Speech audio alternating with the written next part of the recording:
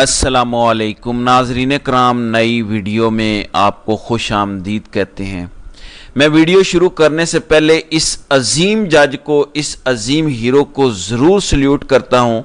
इस दौर में जब हर कोई बूट चाट रहा है, तलवे चाट रहा है, उनकी जुराबों में घुसा हुआ है, ये शख्स डट के खड़ा हो गया, इसने झुकने से इनकार कर दिया, इसको हर तरह की धमकी दी गई, इसके घर में कैमरे लगाए गए, इसने झुकने से इनकार कर दिया। इतना खौफ था इसका कि अपने लाडले आमिर फारूक से स्टे लेना पड़ गया। पता था ये हमारी बात नहीं मानेगा और अब एक और कार्रवाई डाल दी गई। वो कैसे डाली गई उसकी हकीकत भी आश्कार हो गई है और उसके लिए आपको एक और हीरो को सल्यूट करना होगा। नाज़रीन इकराम, हीरो दर हीरो पैदा हो रहे हैं पाकिस्तान में। ताकत के मुकाबले में कभी भी इस तरह की लड़ाई नहीं लड़ी गई जैसे अब लड़ी जा रही है। और एक तरफ ये काजी है, ये 26 अप्रैल 2024 को कहता है कि मेरे दौर में मुदाखलत की एक भी शिकायत नहीं है। जो वाकयात भी रिपोर्ट हुए वो पहले के हैं, जबकि मुदाखलत की जिंदा मिसाल जस्टिस तारिक महमूद जहांगीरी हैं और कराची यूनिवर्सिटी का अजीम प्रोफेसर रियाज है, जिसने बता दिया और वो तनहा लड़ गया। मैं इनको डेस्परेट डेंजरस डफर्स भी कहता हूं। इन्होंने जिस तरह से निज़ाम को यरगमाल बना के जज साहब की डिग्री को जाली करार दिलवाया है कराची यूनिवर्सिटी से, जिस तरह सिंडिकेट को कंट्रोल किया गया, वो सब अब अवाम के सामने आ चुका है। ज़रा वाक़यात की तरतीब देखते हैं। समीना पाशा ने ट्वीट किया और जुनेद ने भी एक ट्वीट किया। मैं आपको बताता हूं कि वाक़यात की तरतीब कैसे है, कि किस तरह से इस पूरे निज़ाम को इन्होंने जकड़ा हुआ है। पहले इंतखाबात मुलतवी करवाए, 90 दिन में नहीं होने दिए, फिर एक जमात पर जुल्म के पहाड़ तोड़े, फिर उस जमात को इलेक्शन से बाहर कर दिया, फिर उस जमात के हिमायत याफ्ता उम्मीदवारों को मुहिम भी न चलाने दी, उस जमात के सरबराह का जेल ट्रायल करके 4 केसों में सजा सुनाई, फिर इलेक्शन वाले दिन फोन और इंटरनेट बंद कर दिया। फिर भी बात ना बनी तो बदतरीन धांधली की, धांधली को बेनकाब करने वाले सरकारी अफसर को अगवा कर लिया, फिर इस ज़ेरे अताब जमात से मखसूस नशिस्तें भी छीन ली, फिर दोबारा गिनती की आड़ में मजीद नशिस्तें छीन ली, धांधली के तदारुक के लिए बने इलेक्शन ट्रिब्यूनल गैर फाल कर दिए, अदालती फैसलों की धज्जियां उड़ा दी गईं। ये पिछले 20 माह का जुल्म और बर्बरियत था।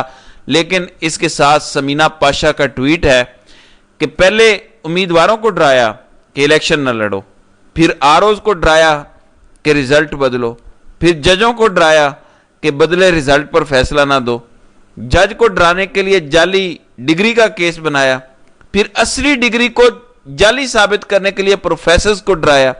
अब और किस किस को डराना है? ये कितना घटियापन है। नाज़रीन इकराम, जैसे मैं कहता हूं कि कंपनी अपनी मौजूदा हैयत में और पाकिस्तान साथ साथ नहीं चल सकते। एक बार खान ने कहा था वजीर आजम बनने के बाद कि ये चोर डाकू बड़ा शोर मचाएंगे जब इन पर हाथ पड़ेगा। आपने मेरा साथ देना है, क्योंकि या पाकिस्तान बचेगा या ये करप्ट और चोर लोग बचेंगे। मैं आपको आज ये वाज़ेह कह सकता हूँ, 100% यकीन से कह सकता हूँ कि या पाकिस्तान बचेगा या कंपनी का गैर आइनी गैर कानूनी किरदार बचेगा। ये दोनों साथ साथ नहीं चल सकते। अगर पाकिस्तान बचाना है तो कंपनी के तमाम गैर आइनी गैर कानूनी जो ये अपने हलफ के बरक्स इक़दाम कर रहे हैं, इसको बदलना पड़ेगा, वरना पाकिस्तान और कंपनी साथ साथ नहीं चल सकते जो ये कर रहे हैं। जज साहब पे हर तरह का दबाव डाला गया। जब उन्होंने इनकार किया तो उनकी असली डिग्री को जाली करार दिलवा दिया। और जो साहिब डिसेंडिंग नोट लिखने लगे थे सिंडिकेट के मेंबर, उन प्रोफेसर रियाज साहब को अगवा कर लिया गया। ऊपर से कराची पुलिस मुज़ायका खेज ट्वीट करती है कि उन पर कोई पुराना केस था, उनको थाना आर्टरी वाली पुलिस ने उठाया। बाद में पता चला कि वो उस केस में तो बरी हो गए। और इस तरह की बातें कर रहे हैं। तो इन्हें उस दिन ये सब याद आया जब उन्होंने सिंडिकेट के मीटिंग में डिसेंडिंग नोट देना था, बताना था कि हो क्या रहा है, किस तरह दबाव डाला जा रहा है। लेकिन बाकी प्रोफेसर्स को ज़रा भी शर्म नहीं आई, हया नहीं आई ये काम करते हुए। आप मुझे बताएं, पाकिस्तान के निज़ाम में अगर इस अजीम जज के लिए हम नहीं खड़े होंगे, स्टैंड नहीं लेंगे, कल कौन हमारे साथ खड़ा होगा? वो कमिश्नर रावलपिंडी अपनी जान खतरे में डाल के रिस्क लेकर उसने बात की और वो गायब हो गया। हम पूरी कौम बेशर्मों की तरह चुप हो गए। कौन हमारे लिए स्टैंड लेगा? मुझे बताएं।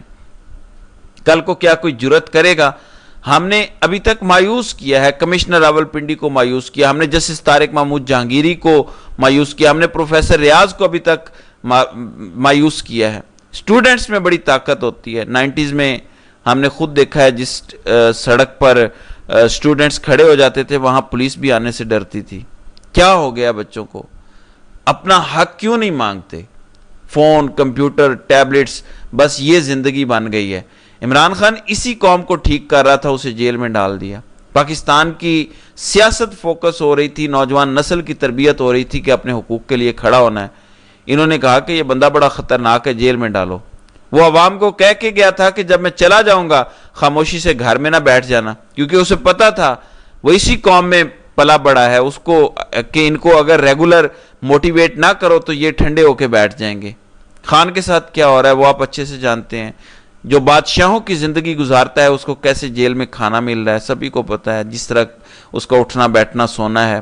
وہ بندہ سختی ہمارے لیے برداشت کر رہا ہے، ہم نے اس کو بھی مایوس کیا ہے، لیکن اس ساری مایوسی میں عمران خان یہ جنگ کمپنی سے جیت چکا ہے۔ یقین مانے پورے پاکستان میں کسی بازار میں جائیں اور پوچھیں کہ محب وطن کون ہے، ایک طرف کمپنی اپنے بڑوں کا نام لے اور ایک طرف عمران خان کا نام لے، تصاویر لے کر جاؤ اور وہ بھی لائیو چلاؤ، فکس میچ نہ کھیلو، آپ کو پتہ چلے گا کہ کون زیادہ مقبول ہے۔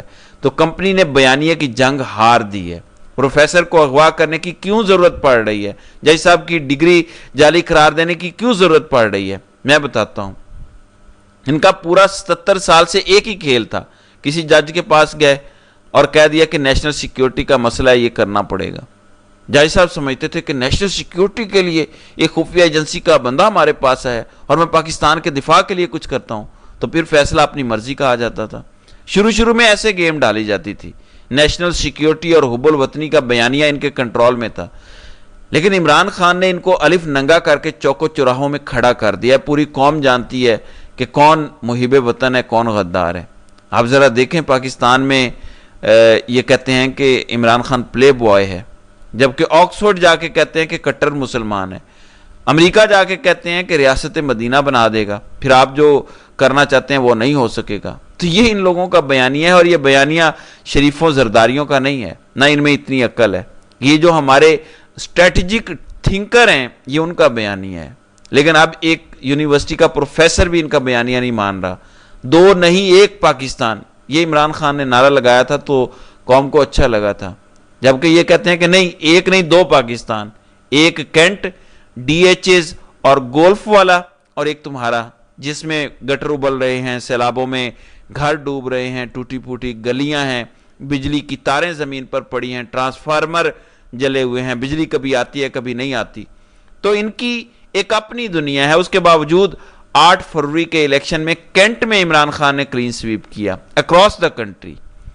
ان کا بیانیہ ان کے گھر میں ان کے بیوی بچے نہیں خرید رہے، تو یہ شکست کھا چکے ہیں، حب الوطنی کا بیانیہ ان کے ہاتھ سے چلا گیا ہے۔ بہرحال مجھے یہی کہنا ہے کہ طارق محمود جہانگیری صاحب، ہم آپ کے مقروض ہیں، ہم بزدل ہیں، ہم ڈرتے ہیں، لیکن آپ لوگ قوم کے ہیروز ہیں۔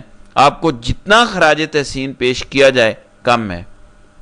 دیکھیں تاریخ نہ جھکنے والوں کو یاد کرتی ہے، تاریخ ٹیپو سلطان کو یاد کرتی ہے، تاریخ سراج الدولہ کو یاد کرتی ہے، میر جعفر اور میر صادق کا ذکر جب بھی آتا ہے تاریخ بھی تھوک دیتی ہے۔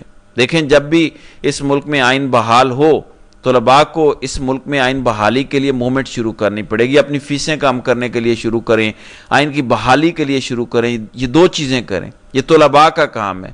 جب آئین بحال ہوگا تو یہ سب بڑے بڑے سر لٹکائے جائیں گے، آرٹیکل 6 ان سب کے اوپر لگے گا۔ سو ہم امید کرتے ہیں کہ یہ آئین ایک دن ضرور بحال ہوگا، پاکستان میں ضرور انصاف آئے گا اور یہ ملک دوبارہ ایک عظیم ملک بنے گا۔ تو ناظرین کرام، آپ کی اس ویڈیو کے حوالے سے کیا رائے ہے؟ آپ اپنی رائے کا اظہار کامنٹ سیکشن میں ضرور کیجیے گا۔